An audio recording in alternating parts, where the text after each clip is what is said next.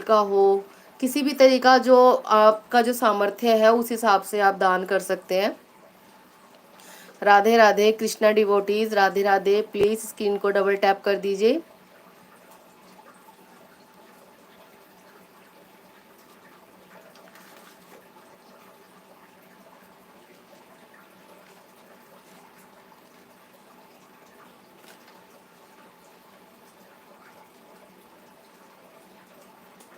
Friend, Akshaya Tritiya के दिन जो है, अक्षय तृतीया वो अबूझ तिथि के नाम से भी जानी जाती है। तो काफ़ी लोग क्या करते हैं, अक्षय तृतीया वाले दिन जैसे हमें पंडित से किसी भी तरीके का पत्रा या किसी चीज़ की ज़रूरत नहीं होती शुभ मुहूर्त के लिए कि हमें जाए पंडित के पास जाकर हम शुभ मुहूर्त निकलवाए। तो अक्षय तृतीया वाले दिन हम कोई भी मांगलिक कार्य है वो कर सकते हैं, क्योंकि वो पूरा ही दिन शुभ होता है और इस दिन करा हुआ कार्य बहुत ही मंगलकारी माना जाता है। तो जैसे कि शुभ आपने देखा है कि अक्षय तृतीया वाले दिन कितने शादी ब्याह का कितना तेज साया होता है उस दिन। तो उस दिन हम कोई भी सगाई हुई, शादी ब्याह, कुआं पूजन हुआ, भूमि पूजन हुआ, गृह प्रवेश, नामकरण, नया मकान लेना है, तो इसके लिए हमें पंडित के पास जाने के लिए शुभ मुहूर्त निकलवाने की जरूरत नहीं है। अक्षय तृतीया पूरा ही दिन बहुत शुभ माना गया है, तो ये अबूझ तिथि मानी जाती है। तो हम hello friends, Radhe Radhe. Net problem के इशू से कुछ लाइव थोड़ा बीच में कट गया। फ्रेंड्स, किसी और को कोई भी जानकारी चाहिए?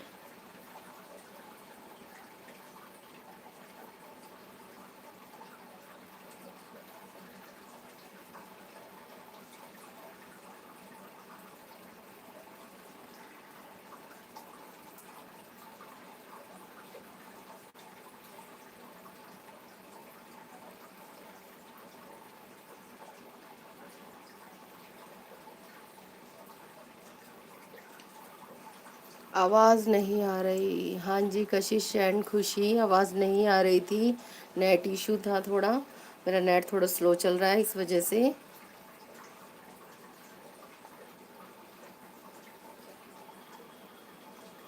अब आपको आवाज़ आ रही है? मैसेज कीजिए, आवाज़ आ रही है फ्रेंड्स? यस लिखिए।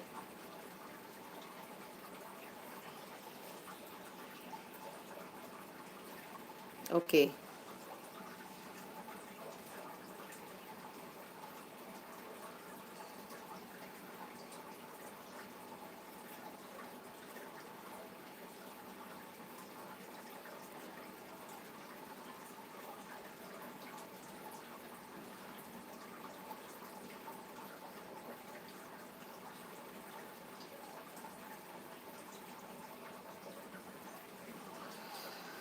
कशिश एंड खुशी, कलश में क्या डालना है?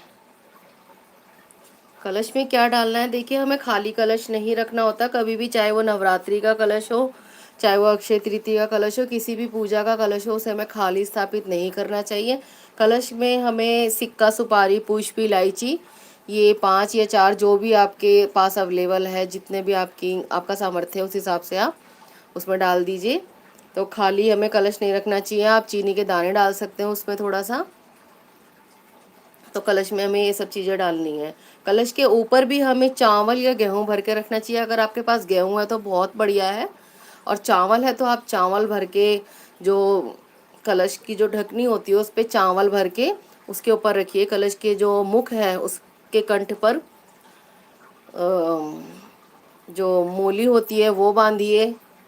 और अशोक के पत्ते हैं तो बेस्ट है, नहीं तो आम के पत्ते हैं, 7 या 9 जितने भी हैं आप कर सकते हो इकट्ठा। तो 7 या 9 पत्ते हमें कलश के अंदर जैसे डाल के रखना। उसके ऊपर हमें अन्न भरना है, या तो हम गेहूं भर ले उसके अंदर, कलश का जो ढक्कन होता है ऊपर, और या उसके ऊपर चावल है तो चावल भर दीजिए। चावल टूटा फूटा ना हो, बस इस चीज़ का ध्यान रखना चाहिए, क्योंकि हमें पूजा की सामग्री में कभी टूटा चावल नहीं लेना चाहिए, वह शुभ माना जाता है। तो चावल साबुत हो तो बढ़िया है।